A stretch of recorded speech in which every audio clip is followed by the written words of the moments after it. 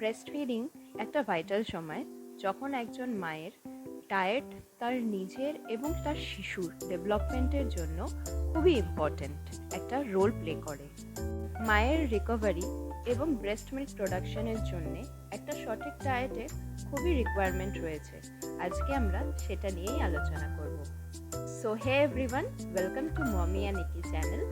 আমি যেহেতু একজন homeopathic doctor, but as a new mom আমি এটা রিয়েলাইজ করেছি যে বিইং এ ডক্টর অলসো এমন অনেক কিছু জিনিস আছে প্র্যাকটিক্যালি লাইফে যেগুলো আমরা মা হওয়ার পরেই জানতে পারি, যেগুলো নিয়ে আমারই যখন কিছু কিছু ছোট ছোট সন্দেহ মানে কোশ্চেন রয়েছে।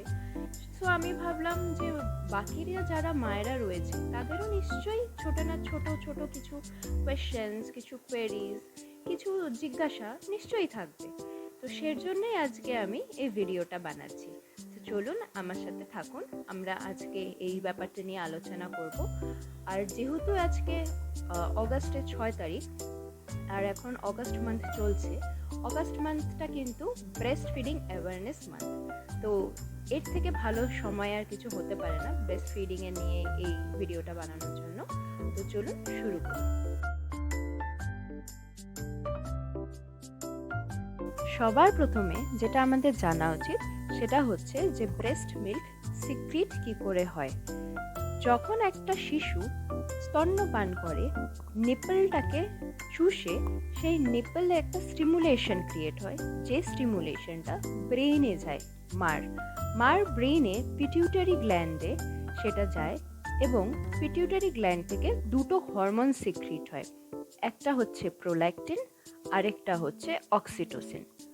প্রোল্যাকটিন যে হরমোনটা, সেইটা আপনার ব্রেস্টের থেকে মিল্ক প্রডিউস করতে সাহায্য করে এবং অক্সিটোসিন হরমোন সেই মিল্কটাকে বের করে আনতে সাহায্য করে।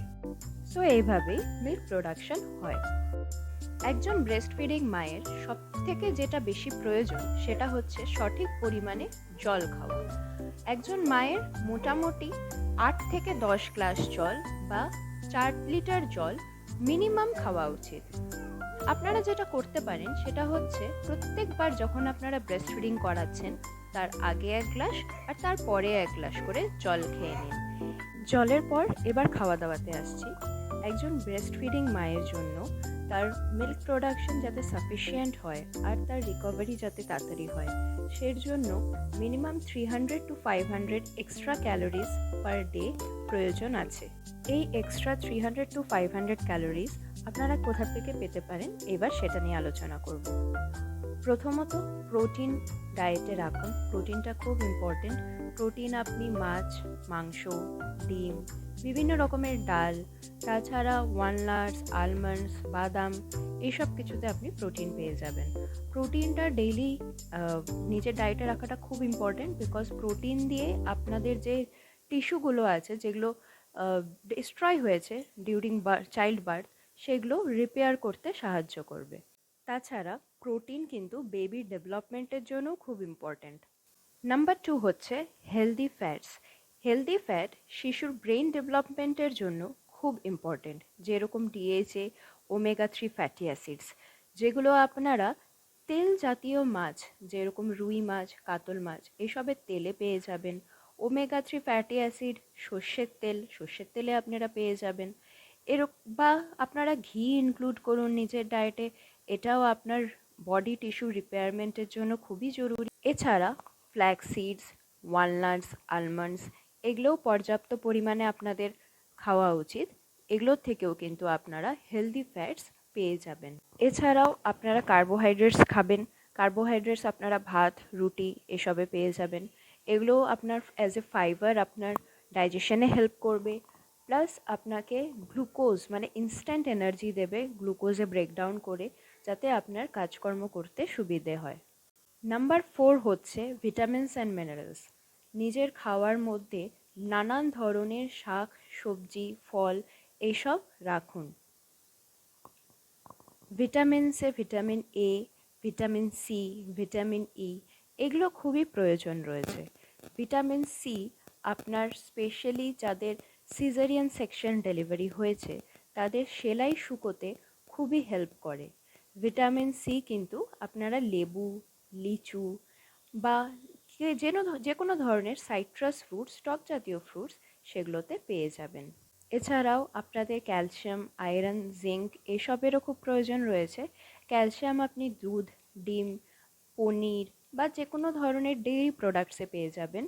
তাছাড়াও রাগি আপনারা ইনক্লুড করতে পারেন নিজের ডায়েটে। রাগি কিন্তু একটা খুব ভালো সোর্স ক্যালসিয়ামের।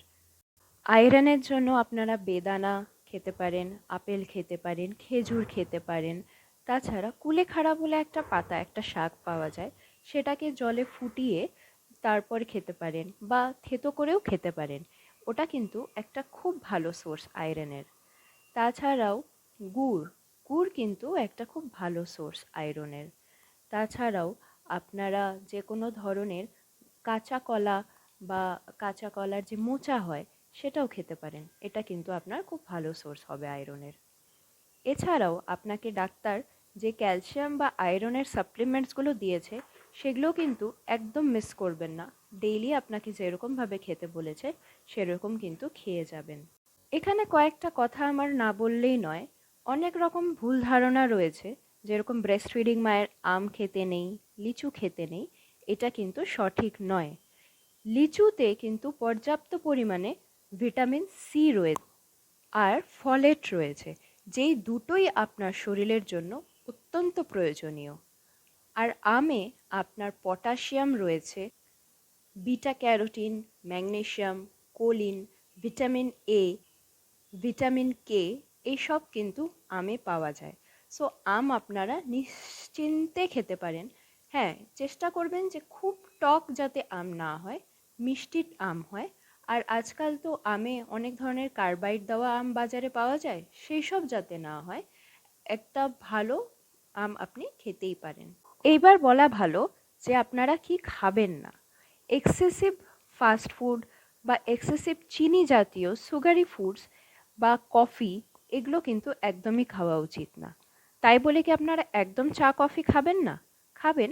সারাদিনে এক ছোট কাপের 1 কাপ বা ম্যাক্সিমাম 2 কাপ কফি বা চা আপনারা খেতে পারেন, সুগার ইনটেকটাকে লিমিট করে। ওভারঅল ব্যাপারটা হচ্ছে যে একটা ব্যালেন্সড ডায়েট আপনাকে খেতে হবে। আপনারা কোনোটাই খুব বেশি বা খুব কম এসব খেলে কিন্তু চলবে না। সব কিছুই মিলিয়ে মিশিয়ে সুন্দর করে খেতে হবে। প্লাস আপনারা নিজের বডি কিউজটাকে বোঝার চেষ্টা করুন যে আপনি কি চাইছেন। কেন কি আলটিমেটলি আপনার ওয়েলবিংটা কিন্তু খুব ইম্পর্ট্যান্ট। আপনি যদি এবার শুধুই চিনি খাচ্ছেন আর বাকি শাকসবজি খাচ্ছেন না, সেটাও কিন্তু চলবে না। বা এদিকে আপনি যদি শুধুই শাকসবজি খাচ্ছেন, একদম তেল মশলা বাদ দিয়ে একদম একদম প্লেন খাবার খাচ্ছেন, যেটাতে আপনার কোনোই স্বাদ লাগছে না, আপনার কিন্তু ভালো লাগবে না। তো একটু একটু মশলা টশলা আপনি খেতেই পারেন, আপনি একটু মিষ্টি টিষ্টি খেতেই পারেন, কিন্তু খুব বেশি কোনোটাই খাওয়া চলবে না। আলটিমেটলি আপনার ওয়েলবিংটাই তো ইম্পর্টেন্ট, তাই না? যাতে আপনি সুস্থ থাকুন, আপনার মেন্টাল হেলথ ভালো থাকে আর আপনার বাচ্চাও ভালো থাকে, তাই তো? সো আজকে ভিডিওটা এখানে অবধিই থাক। এর পরেও আমরা অনেক ধরনের টপিক নিয়ে ডিসকাস করব। আপনারা প্লিজ সঙ্গে থাকবেন। আর যদি আপনাদের এই ভিডিওটা শুনে একটু কিছু হেল্প হয়ে থাকে, যদি আপনাদের এই ভিডিওটা ভালো লেগে থাকে, তাহলে প্লিজ চ্যানেলটাকে সাবস্ক্রাইব করে দেবেন, ওই বেল আইকনটাকে প্রেস করে দেবেন, আর লাইক করে দেবেন ভিডিওটাতে একটা, আর শেয়ার করে দেবেন ভিডিওটাকে। Thank you so much.